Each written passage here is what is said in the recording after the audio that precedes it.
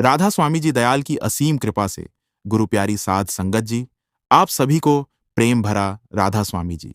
आज का यह सत्संग एक बहुत ही गहरे और महत्वपूर्ण विषय पर आधारित है। 84 लाख जूनियर योनियों का चक्र और उससे मुक्ति का मार्ग। साध संगत जी, यह संसार कोई साधारण स्थान नहीं है। यह एक कर्म भूमि है जहां हर जीव अपने कर्मों का फल भोगने आता है। हमारे संत महापुरुषों ने बार बार समझाया है कि जीवात्मा को इस संसार में 84 लाख योनियों में भटकना पड़ता है। यह संख्या केवल एक आंकड़ा नहीं है, बल्कि यह हमारे भटकाव, अज्ञान और मोह माया का प्रतीक है। 84 लाख जूनियर क्या हैं? साध संगत जी, 84 लाख जूनियर का अर्थ है जीव का 84 लाख प्रकार के शरीरों में जन्म लेना। इन योनियों में पशु, पक्षी, कीड़े मकोड़े, जलचर, वृक्ष आदि सभी शामिल हैं। जब आत्मा अपने असली घर को भूल जाती है और कर्मों के बंधन में फंस जाती है, तो उसे बार बार जन्म लेना पड़ता है। मानव शरीर को संतों ने बहुत दुर्लभ बताया है। कहा गया है, भई परापत मानुख देहुरिया, गोविंद मिलन की यह तेरी बरिया। अर्थात यह मनुष्य शरीर भगवान से मिलने का एक सुनहरा अवसर है। लेकिन अफसोस की बात यह है कि हम इस अमूल्य जीवन को व्यर्थ की बातों में गंवा देते हैं। क्यों भटकती है आत्मा? साध संगत जी, आत्मा का स्वभाव है ऊपर उठना, परमात्मा में मिलना। लेकिन मन और इंद्रियों के कारण वह नीचे की ओर खिंच जाती है। मन हमें माया, इच्छाओं और भोग विलास में उलझा देता है। हम दिन रात धन, नाम, शोहरत, रिश्तों और भौतिक सुखों के पीछे भागते रहते हैं। लेकिन क्या यह सब हमारे साथ जाएगा? नहीं, यह सब यहीं रह जाएगा। जो हमारे साथ जाएगा वह है हमारे कर्म। कर्म ही हमें 84 लाख योनियों में घुमाते हैं। अच्छे कर्म हमें ऊपर उठाते हैं और बुरे कर्म हमें नीचे गिराते हैं। मानव जीवन का महत्व साध संगत जी, यह मानव जीवन बहुत ही कीमती है। यह हमें बार बार नहीं मिलता। संतों ने कहा है कि लाखों जन्मों के बाद यह शरीर मिलता है। इस शरीर में ही हमें समझने की शक्ति दी गई है। हम यह जान सकते हैं कि हम कौन हैं, कहाँ से आए हैं और हमें कहाँ जाना है। अगर हम इस जीवन में भी परमात्मा को नहीं पहचान पाए, तो फिर से 84 लाख जूनियर का चक्र शुरू हो जाएगा। कैसे छूटेगा यह चक्र? अब सवाल यह है कि इस 84 लाख योनियों के चक्र से मुक्ति कैसे मिले? इसका उत्तर संतों ने बहुत सरल तरीके से दिया है। सद्गुरु की शरण साध संगत जी, बिना गुरु के मुक्ति संभव नहीं है। गुरु ही हमें सही रास्ता दिखाते हैं। वे हमें नाम की शक्ति देते हैं, जिससे हम अपने अंदर की यात्रा शुरू कर सकते हैं। नाम सुमिरन वह साधन है जिससे आत्मा ऊपर उठती है। जब हम सच्चे दिल से नाम का जाप करते हैं, तो धीरे धीरे मन शांत होता है और आत्मा को अपने असली घर की याद आने लगती है।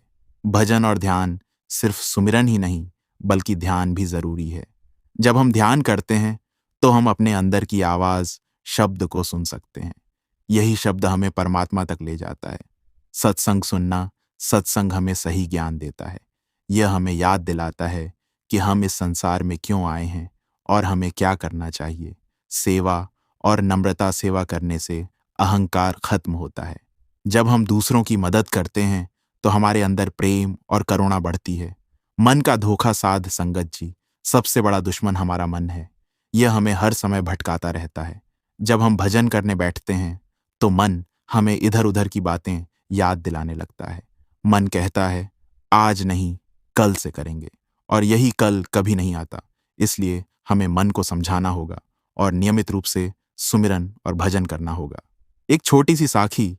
एक बार एक व्यक्ति गुरु के पास गया और बोला, महाराज, मैं बहुत परेशान हूं, मुझे शांति नहीं मिलती। गुरु ने कहा, तू रोज कितनी देर भगवान को याद करता है? उसने कहा, महाराज, समय ही नहीं मिलता। गुरु मुस्कुराए और बोले, जिसके लिए तू समय नहीं निकाल सकता, वह तुझे शांति कैसे देगा? साध संगत जी, यह साखी हमें सिखाती है कि अगर हम परमात्मा को समय नहीं देंगे, तो हमें उसका अनुभव कैसे होगा। जीवन का सच्चा उद्देश्य, हमारा असली उद्देश्य है अपने अंदर के परमात्मा को पहचानना। लेकिन हम बाहर की दुनिया में इतने खो जाते हैं कि अपने अंदर झांकना भूल जाते हैं। संत कहते हैं, जो खोजे सो पावे, गहरे पानी पैठ। अगर हमें सच में परमात्मा को पाना है, तो हमें अपने अंदर जाना होगा। समय की कद्र साध संगत जी। समय बहुत कीमती है। एक एक पल हमें परमात्मा की ओर ले जा सकता है या फिर 84 लाख योनियों की ओर। इसलिए हमें हर दिन थोड़ा थोड़ा समय सुमिरन और भजन के लिए जरूर निकालना चाहिए। अंत का संदेश अंत में यही कहना है कि यह जीवन बहुत अनमोल है, इसे व्यर्थ न जाने दें। 84 लाख जूनियर का चक्र बहुत लंबा और कष्टदायक है। इससे बचने का एक ही रास्ता है, सतगुरु की शरण, नाम सुमिरन और भजन। आज से ही एक छोटा सा संकल्प लें, हम रोज थोड़ा समय परमात्मा को याद करेंगे। धीरे धीरे यही छोटा कदम हमें हमारे असली घर तक पहुंचा देगा। राधा स्वामी जी। गुरु प्यारी साध संगत जी, आप सभी को प्रेम भरा राधा स्वामी जी। आज हम एक बहुत ही गहरे और विचार करने योग्य विषय पर सत्संग करेंगे। 84 लाख जूनियों का चक्र। यह विषय केवल सुनने के लिए नहीं, बल्कि समझने और अपने जीवन में उतारने के लिए है। साध संगत जी, हमारे संत महापुरुषों ने बताया है कि यह मानव शरीर हमें बहुत ही कठिनाई से प्राप्त हुआ है। यह शरीर कोई साधारण अवसर नहीं है, बल्कि यह एक दिव्य अवसर है अपने असली घर, अपने सतलोक, अपने प्रभु से मिलने का। लेकिन हम इस संसार की माया में फंसकर अपने इस अनमोल जीवन को व्यर्थ गंवा देते हैं। 84 लाख जूनियों का अर्थ साध संगत जी। कहा जाता है कि इस सृष्टि में 84 लाख प्रकार की योनियां हैं, जैसे जलचर, थलचर, नभचर, पेड़ पौधे, कीड़े मकोड़े, पशु पक्षी आदि। आत्मा अपने कर्मों के अनुसार इन योनियों में भटकती रहती है।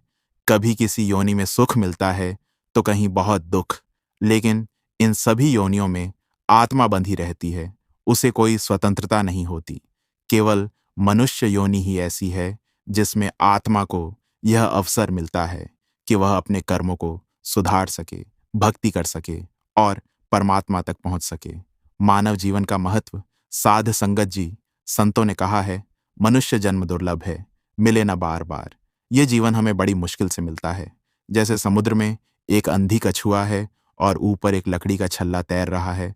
उस कछुए का सिर उस छल्ले में आना जितना कठिन है, उससे भी अधिक कठिन है मानव जन्म प्राप्त करना। लेकिन हम क्या करते हैं?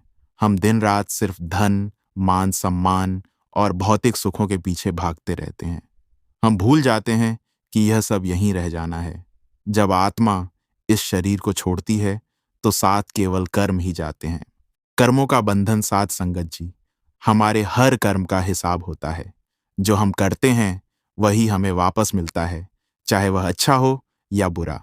अगर हम अच्छे कर्म करते हैं, सेवा करते हैं, सिमरन करते हैं, तो हमें उच्च योनि या मानव जन्म मिलता है।